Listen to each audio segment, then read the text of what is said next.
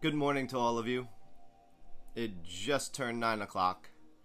And so, of course, I give you all a moment to find the video, to check in, to refresh your page if you need to. I know that sometimes it takes a moment or two for those of you to find the video.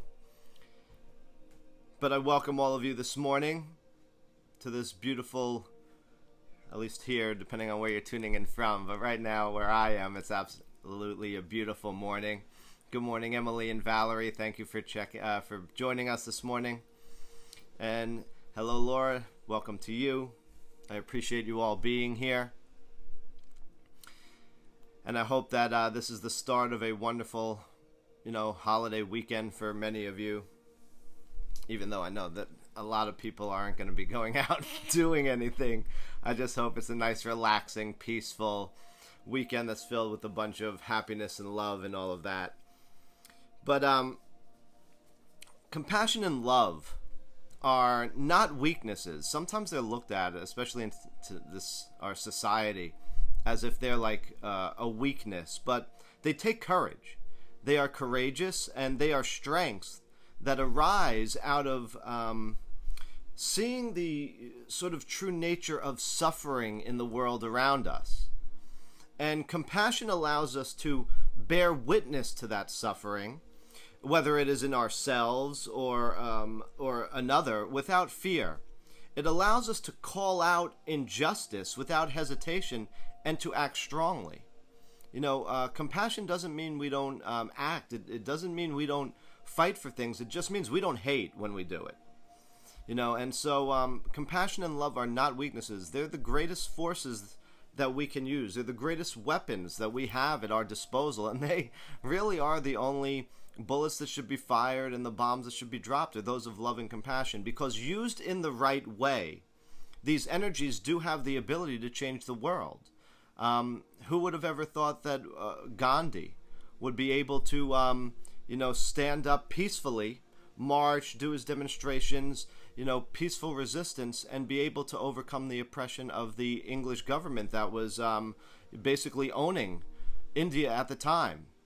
And there are so many other people that have used love and compassion in order to try and change things and have done so. The only problem is, sadly, people like Gandhi and Martin Luther King and all of these people who stood for love and compassion and trying to change things peacefully, sadly ended up being assassinated or shot because they know that it's the most powerful force. And so they want to make people afraid to use those things. They'd rather keep people living in a state of fear because they know it's easier to control. And so the more of us that are working these practices, we are actually cultivating the greatest power that we can by cultivating an altruistic love for all beings, a one that sees suffering and wants to help it or change it in some way, that sees suffering but also recognize that compassion doesn't mean we're overwhelmed by the suffering we see. It doesn't mean that we become burdened by the burdens of others. It just sees suffering for what it is and knows that there's a way out of suffering and tries to help people in any way it can to alleviate that suffering. But sometimes empathetic people, they see the state of the world it's in and they become so overwhelmed that they become depressed and fall into states of despair and all of that. That's actually not compassion. Compassion doesn't allow itself to be pulled into those states of despair and sadness. Compassion actually sees it, wants to do something about it, but doesn't allow the burden of others and the burden of the world to become a burden for them. They might help to carry the burden, but the burden doesn't weigh them down or push them down into sorrow and despair. So please know, again, that compassion and love are the greatest forces that we can cultivate. They're the greatest powers, the greatest forces in this world, and we can choose to live from that great power, or we can choose to live from something else, such as fear and anger and all of these other things. But please know that when we choose that other way, the amount of love that we can live in they can't exist in the same. So if we choose love, then we become filled more with that energy, and we become very powerful beings, very divine beings. So let's practice together. I invite you all to get into any relaxed or comfortable position. If you're seated, it's recommended that you often sit in what is referred to as a dignified posture, whatever that might mean to you. But really, it just means that you're sitting with your back a little bit straight. If you're laying down, just get comfortable and just follow along with the guidance. And so let's just begin by taking a couple of deep, long breaths together. So I invite you to take a long, deep breath in. Then slowly exhale or sigh your breath out. And take another long, deep breath in. Slowly exhale or sigh your breath out. And one more long, deep breath in. Slowly exhale or sigh your breath out. And now if your eyes aren't already closed, I invite you to close them because it does help to turn our senses inwards. But of course you do not have to. You can leave them slightly open if you wish. And now just allow your breath to settle to whatever its natural or regular rhythm is in this moment. No longer control it or regulate it in any way. But just let it be however it is. Don't judge it. Don't think you need to change it. The body knows very well how to breathe. The only agreement you're going to make with yourself is that when the mind wanders, when thoughts arise, distractions arise, just gently and lovingly, just encourage yourself and your mind to go back to observing the breath.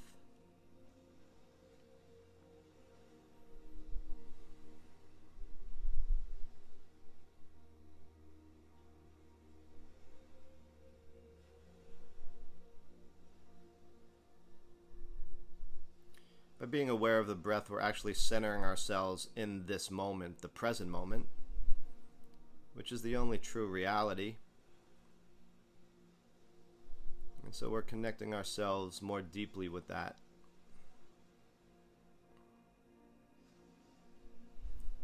And now I invite you to expand out your awareness a little bit more, to include your entire being. Bring all your awareness and attention to yourself.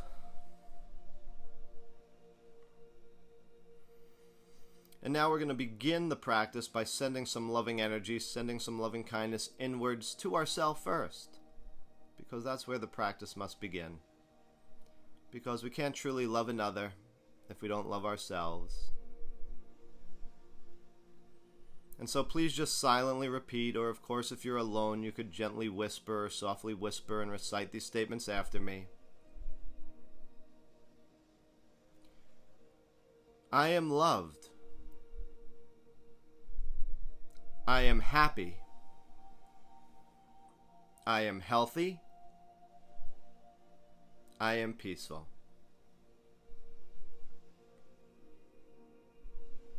I am loved. I am happy. I am healthy. I am peaceful.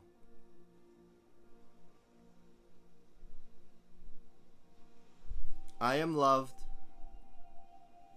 I am happy. I am healthy. I am peaceful. And now please take a moment to just continue to offer yourself your own loving kindness by continuing to recite or silently repeat those 4 statements to yourself. I am loved. I am happy. I am healthy. I am peaceful.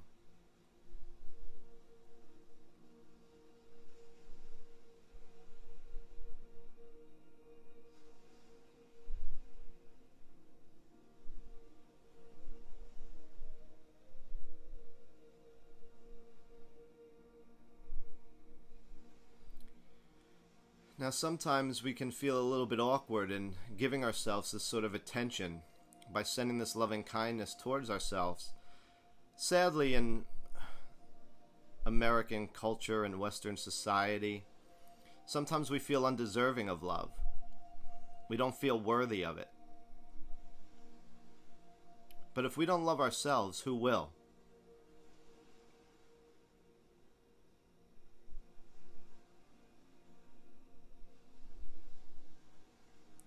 And so we begin that practice with ourselves first so that we can cultivate some loving kindness for us.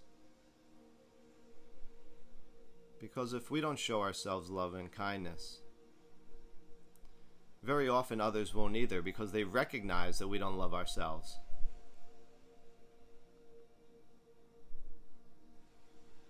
And if you're having a hard time sending some loving energy towards you, you can put a smile on your face as you do the practice.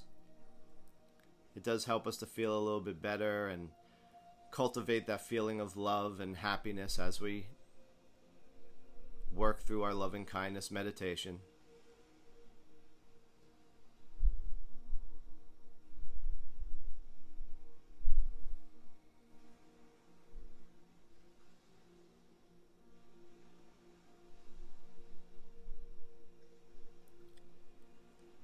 And now next I invite you to call to mind someone you know who you love a lot. This person can be a family member, or it can be a very dear close friend. That doesn't matter to the practice. The person could even be living or deceased. That doesn't matter to the practice either. Just try to call to your mind someone you love dearly. And now try to picture, imagine, sense, feel, visualize them in any way you can.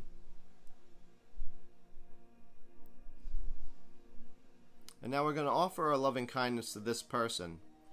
And there's one of two ways that you can do this practice. You can either just think of the person, hold them in your mind's eye, and then just say the 4 statements as, may you be loved.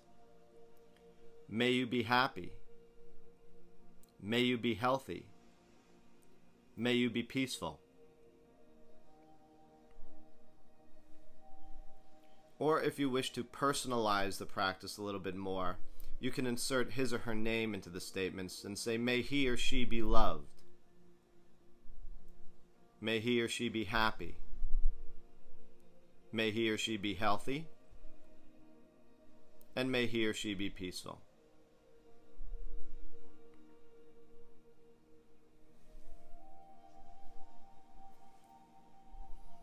And just do whatever one feels right to you. And now take a moment to offer your loving kindness to this person. This person that you love a lot.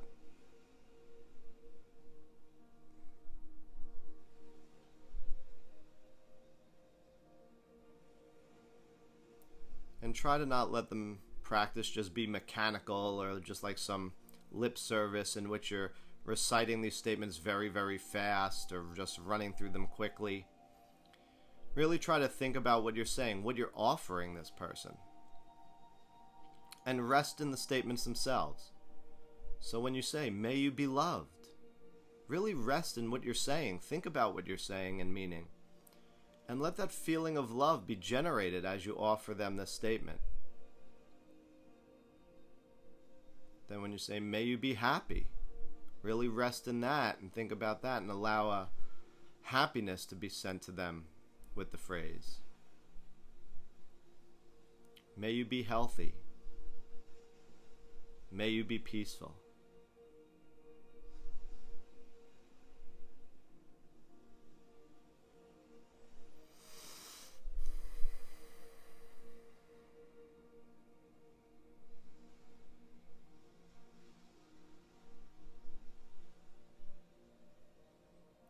And if you have sort of a busy mind this morning, please know that that's okay. Never judge one meditation from another. So if you had a really good meditation yesterday and your mind's busy today, don't judge yourself for that. Also, if you have a busy mind, don't add any commentary to it. Don't say, oh, this is too hard today, or I'm a bad meditator. Just accept what's happening in the moment. And then when you notice the mind has wandered, let it go. And then just refocus upon the person that you love dearly. And then just start again. Don't worry about where you wandered. Just start again from the beginning and say, may you be loved. May you be happy. May you be healthy. May you be peaceful.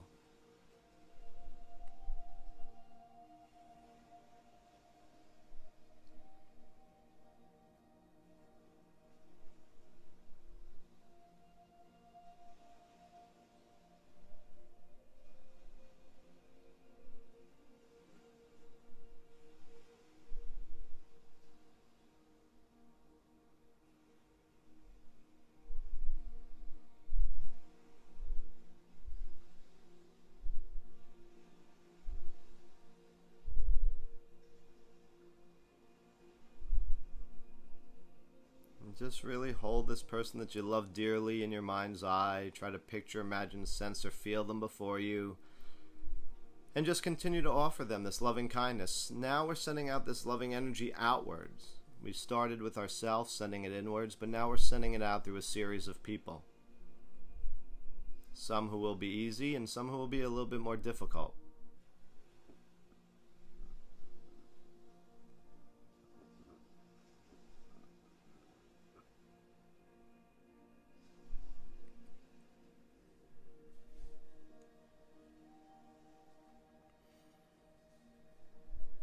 And so now I'm going to invite you to call to mind another person. So I'm going to ask you to try to picture, imagine, sense, feel, or visualize in any way you can someone you know who's having a hard or a difficult time right now.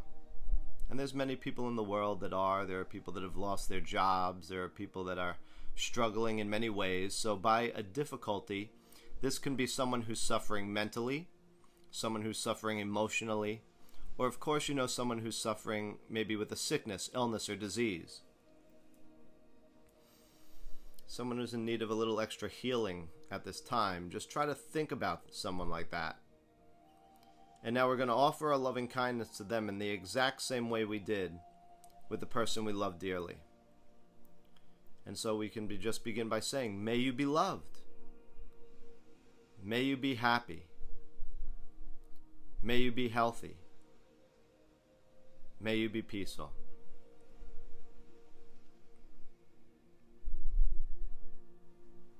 And then just continue on. Otherwise, if you want to make it a little bit more intimate of a practice, you can insert the person's name into the statements and just say, may he or she be loved. May he or she be happy. May he or she be healthy. May he or she be peaceful.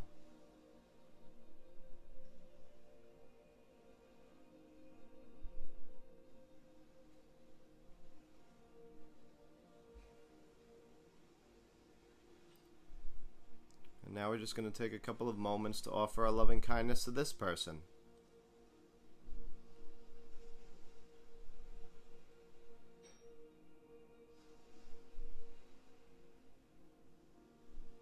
And for these first couple of people, the ones that we love dearly and the ones who are suffering in some way, it's often very easy to cultivate a feeling of loving kindness for these people. Because if we love the person, then, it's easy to send out love towards them. And when someone's sick or suffering, it's also sometimes very easy to send out some loving energy towards them. We want them to feel better. We've also probably noticed in our own lives when we interact with someone who's not feeling well, then we don't take things as personally either. We understand they're not in the right frame of mind. And so if someone said something unkind to us when they were sick, we sort of just, let it roll off our backs.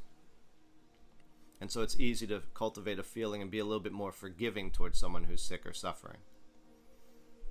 So many people find this part of the loving kindness practice a little bit easy to do too.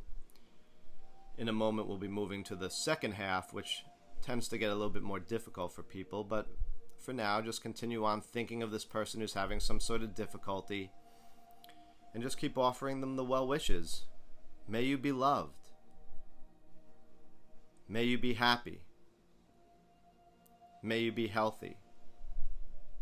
May you be peaceful.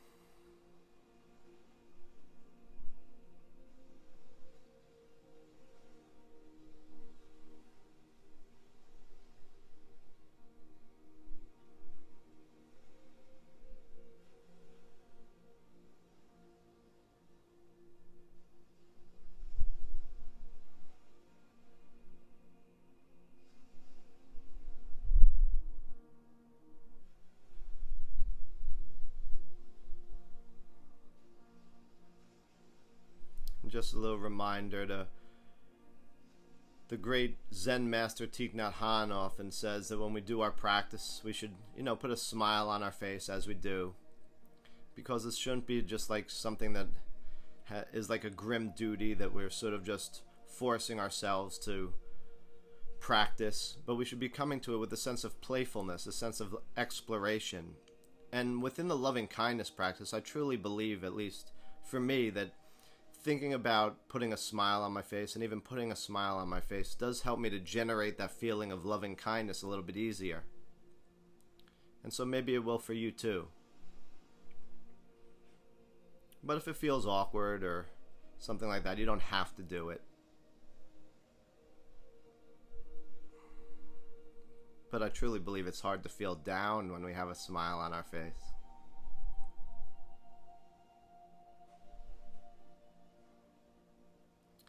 And now we're going to be moving into the second part of the loving kindness practice, which for some people can get a little bit difficult. But that just makes it so much more rewarding. And so I'm going to ask you now to try to picture, imagine, sense, feel, visualize a neutral person. Excuse me. And by neutral person, what we mean is someone that you have no feelings for, either positive or negative. So either good or bad, you have no feelings for them. You don't love them, but you don't dislike them or hate them either. There's no story attached to these people. We really don't know much about them. So sometimes it's hard then, well, who's a neutral person to me? So some examples I often give is maybe there's a person in your community or in your neighborhood, or a neighbor down the street, or if you live in an apartment building or apartment complex, maybe a neighbor that you see frequently. You know their face, but you really know nothing about them. And so you can try to think of this person now. Or maybe you walk in the morning, or you have a pet that you take on walks, and maybe there's a person that you cross paths with frequently, maybe another jogger or an exerciser that you see their face, or you see them run by, maybe in the morning, but you don't know anything about them. Try to just think of this person. So try to think of any neutral person that you can. And now you probably don't know the person's name, so in this case it's just best to use the may you be statements. And so you just think of the person, hold them in your mind's eye, try to picture, imagine, sense, feel, or visualize them in any way you can as maybe before you. And just begin to offer them the well wishes now. May you be loved. May you be happy. May you be healthy. May you be peaceful.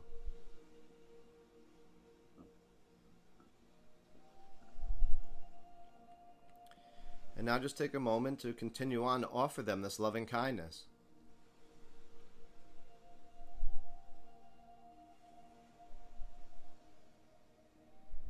May you be loved.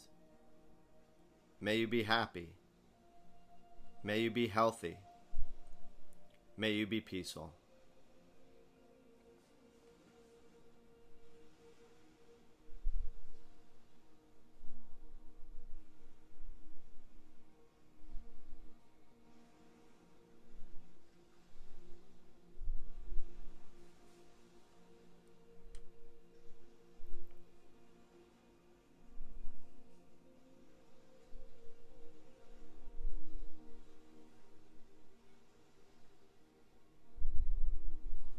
And when you're offering these people these loving kindness, when you're sending out this loving energy and these well wishes, we're not like demanding that people be or have these things. We're actually extending it with an open and a generous heart.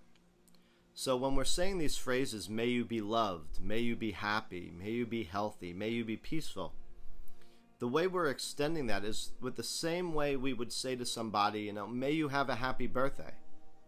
We're extending that with a sense of generosity. We want them to experience a happy day. Well, it's the same thing with may you be loved. We're extending that with a generous spirit. So these phrases are sent out in the exact same way we would say, may you have a happy birthday. And hopefully we're sincere with that wish. And so our loving kindness should be sincere also.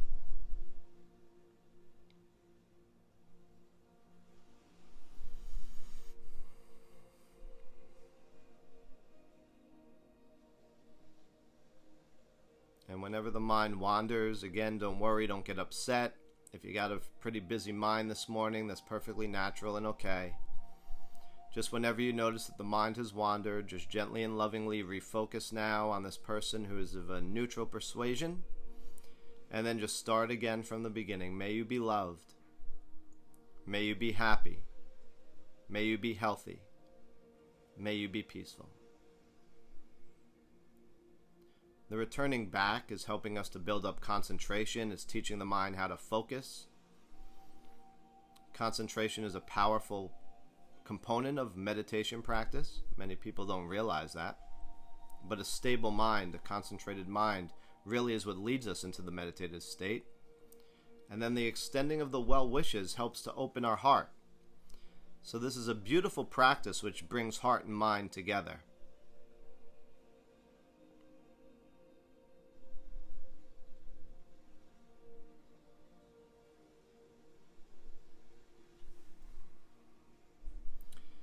And now we're going to move into the most difficult part of the loving kindness practice.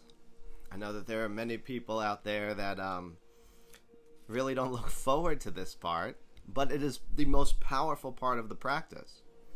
And so now I'm going to ask you to try to picture, imagine, sense, feel, visualize in any way you can someone from the present or your past that you might have had a hard or a difficult time getting along with. Someone who might have hurt you, used you, wronged you in some type of way.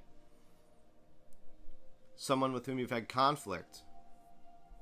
Now, if you're new to the practice, if this is your first loving kindness meditation with us, or if you're still a beginner, we often recommend that you don't start with the most difficult relationship or the most hated person you could think about in your life or the world. Choose someone who's more of a mild irritation, someone with whom you maybe just butt heads or is just like a slight annoyance to you. You just don't see eye to eye. And we start with somebody more manageable so that we're not overwhelmed by the practice. We want to be able to get through it without really allowing it to be too overwhelming for the mind. If we pull in somebody who is really a difficult relationship, someone who really hurt us or traumatized us in some way, it can become a very difficult situation to try and sit here and send them a loving kindness. So we need to tiptoe in and start slow. Because we also do this practice in order to recognize, where we're being resistant with our compassion. Where we are carrying around baggage. Because if we're sitting here and we send out this loving kindness to them, so right now we're trying to think about, try to picture, imagine, sense, feel, visualize someone with whom we've had difficulty, and now we're going to offer our loving kindness to them by saying, may you be loved, may you be happy, may you be healthy, may you be peaceful. Sometimes what we notice is that a little voice in the back of our head is saying, I don't really wish this for this person. They've hurt me or harmed me in some way. And the default state of mind is when we've been hurt, we want to, respond and hurt somebody back. If someone says something unkind to us, we say something unkind to them. But we're trying to break that cycle. Trying to break that habitual pattern.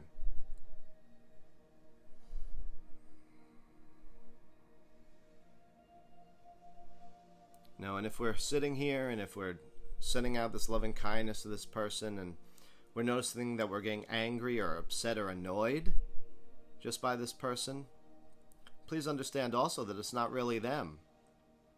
It's our thoughts attached to them, and it's the baggage that we're carrying in regards to this relationship.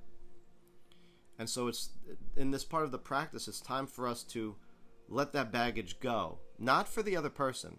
We're not even really doing this practice for the other person when we're sending them the well wishes. We're doing it for ourselves in order to cultivate a little bit of forgiveness in regards to the situation. Not that we're papering over what anyone might have done to us, not that we're okaying any harm or any hurt that was brought our way. But rather what we're saying is that I'm going to let this go. I'm going to move on so that I can grow in my growth and development. I'm not going to be chained to the past. I'm not going to carry around this anymore. And while this can be a challenging part of loving kindness, it can also be a very profound and liberating process. Because conditional love begins to move into unconditional love. And this is where we begin to truly love our enemies, as was asked by the Christ. And so it's teaching us how to extend this loving kindness to people that, we don't love, or we don't have a loving attachment to, I should say, because they've hurt us in some way. But it's helping us to cultivate an altruistic love in regards to these circumstances. So just think about this person and try to the best of your ability to say, may you be loved. May you be happy. May you be healthy. May you be peaceful. And just explore how it's feeling for you.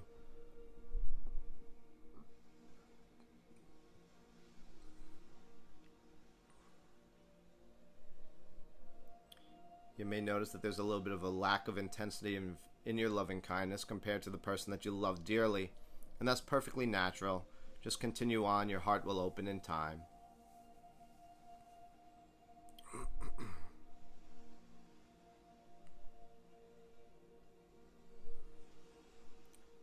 And now, last but definitely not least, we come to the final part of our loving kindness practice, in which we now send out this loving kindness to all beings, to all life, everywhere in this universe.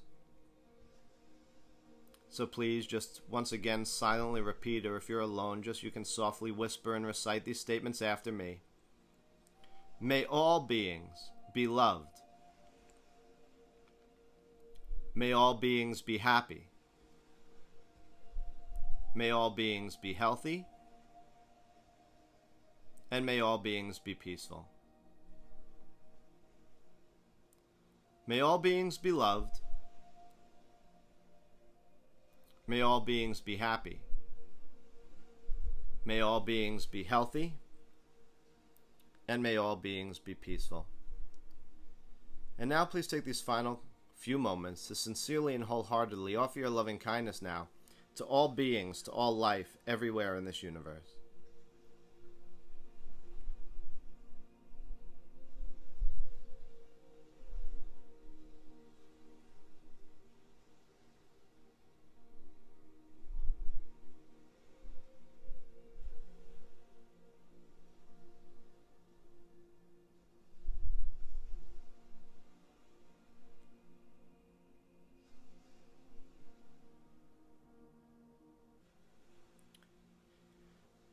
A little visualization that I share at this point in the practice is one that really helped me, and it was taught to me by a monk in Bodh, in which when he would think about all beings everywhere, at first it was very hard for him to do, so he came up with this little method in which when he would say, may all beings be loved, he would think about himself as a radio transmitter, which we are, because our thoughts are energy and our words are energy, and so when we're sending out these things, when he would say, may all beings be loved, he'd think of himself as a radio transmitter sending out a wave of colored energy. So maybe a red wave of energy, since maybe a red heart symbolizes love for you, or the color symbolizes love.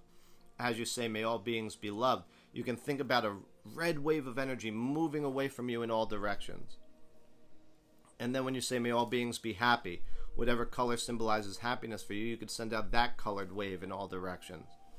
Then when you say, may all beings be healthy, send out a healing colored wave in all directions.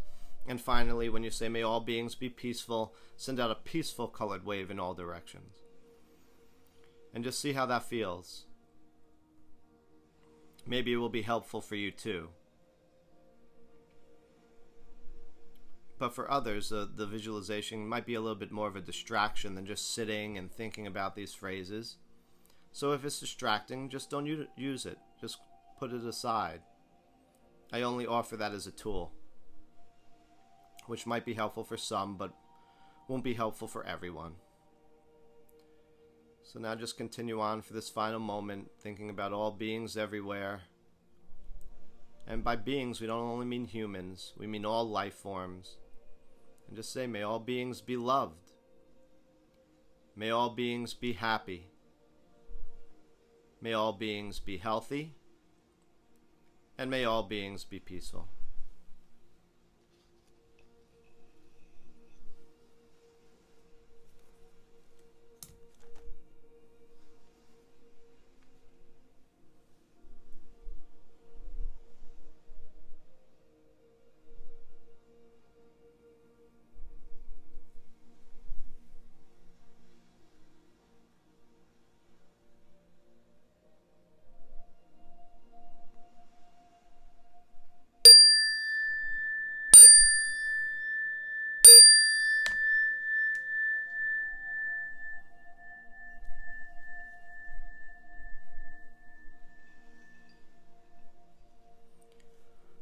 Our meditation has come to its end. You may need to bring some gentle movement back to your body. You may wish to begin to wiggle your toes or wiggle your fingers. Some of you may like to take a couple of deep breaths just to bring your awareness back to the body and fully ground it again in this room or whatever space you're in. And whenever you feel ready, slowly begin to open your eyes, make your way back into the space. No rush, take your time in doing that though. And as always, I just want to say a very big thank you to each and every one of you who join us on these Monday and Friday morning meditations. I truly appreciate each and every one of you being here. Thank you, Vicky and Susan and Jen and Valerie and Barbara and Amber and Kathy and Laura and Shannon and Sonia and Lisa and everybody else who has joined this morning. Without you, our group is nothing. You know, it's not a community without any of you who do join us. And it truly means a lot to me to be able to meditate with all of you on Mondays and Fridays. I look forward to starting my week and then ending my week doing this with all of you. I truly feel connected to you, and it's a wonderful way for us to get together and, as I say all the time, come together as one mind and one heart and send out these loving energies to ourselves, others in the world. So thank you so much for being a part of our community. And I hope that each and every one of you have a blessed and beautiful weekend. It is a holiday weekend. I don't know how many of you will be doing something to enjoy that, but I truly hope it's a peaceful weekend and a weekend which is filled with an abundance of love and happiness and peace. So thank you so much, and I hope that each and every one of you have a blessed and beautiful day. And I'll see you Monday. Bye-bye.